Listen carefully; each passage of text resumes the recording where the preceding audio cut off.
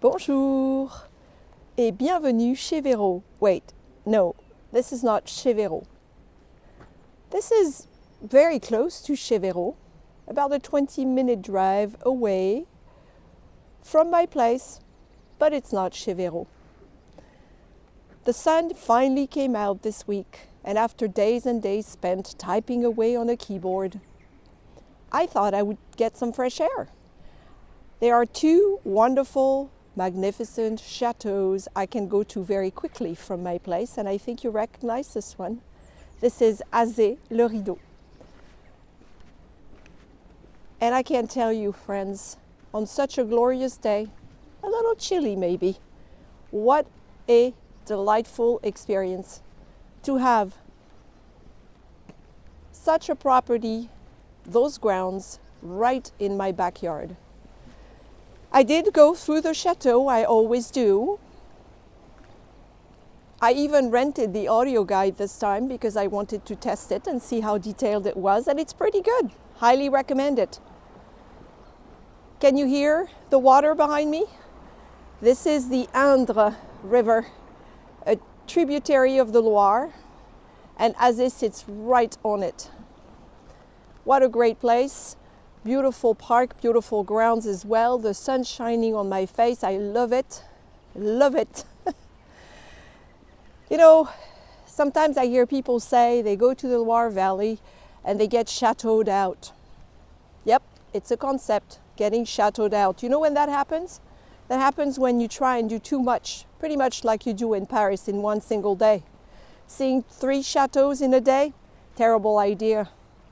All the chateaux are different. They all come with great stories, and you need to let those stories sink in. In fact, you need to research those stories and know those stories before you visit the chateaux. That's the best way, because then you will really appreciate what you're seeing. Look at this. This is Azay, friends. So those stories, sorry for the jerking camera moves here, doing my best.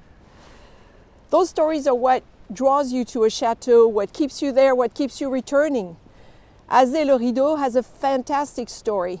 Another story of a former medieval fortress that becomes a Renaissance chateau in the early 16th century. And in fact, because it's still the early 16th century, in Azay you will see architectural styles that are kind of blended. You will see the French architectural style prevalent at the end of the 15th century, and then you will see elements of the Renaissance, that movement, that architectural style, that movement, that cultural movement that came from Italy and took France and parts of Europe by storm in the 16th century.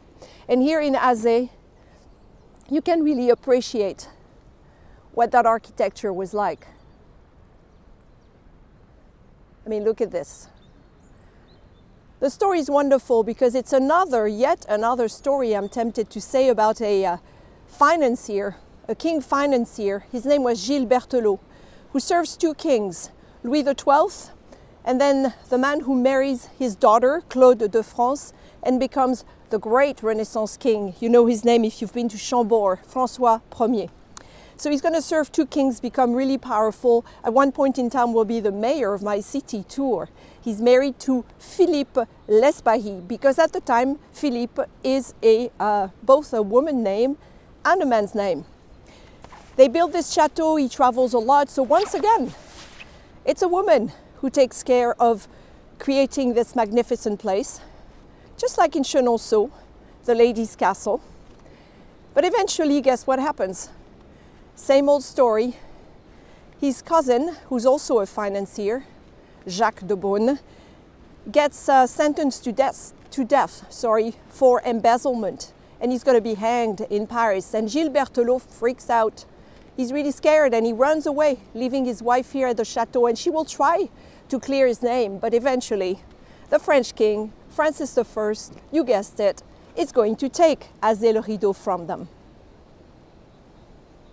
Because, let's face it, who wouldn't want to get a hold of this? It's not just a chateau, of course, and beautiful grounds today. It's also a domain, that brings a lot of revenue to whoever owns it.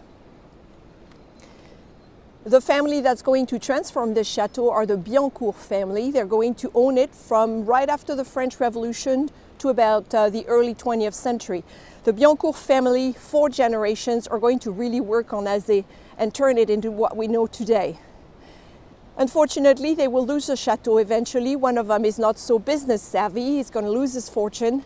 And then the chateau will become property of the French state, which it is today. It is part of the Monuments Nationaux. I've taken you to other places before, 90 to 100 places in France, managed, run by the French state. And if you have the pass, you can get in for free, which is why I come here so often. At any rate, like I said, lots of great stories. You really want to come to Azay, you want to read the stories, get the audio guide. They have an excellent brochure in different languages. And like me, you will be enjoying the time you spend here. You won't be chateaued out. Because once you've visited the chateau and strolled the grounds, like I'm doing now, then you can go in the village, have a nice meal, walk around, just take your time, enjoy it. Why would you be chateaued out? All right, friends. Hope your weekend is going well. If it's just starting, have a wonderful time. As for me, I'm going to keep walking around the grounds of Azay. You can hear the little waterfall coming closer to me now. And I will be seeing you soon. À bientôt.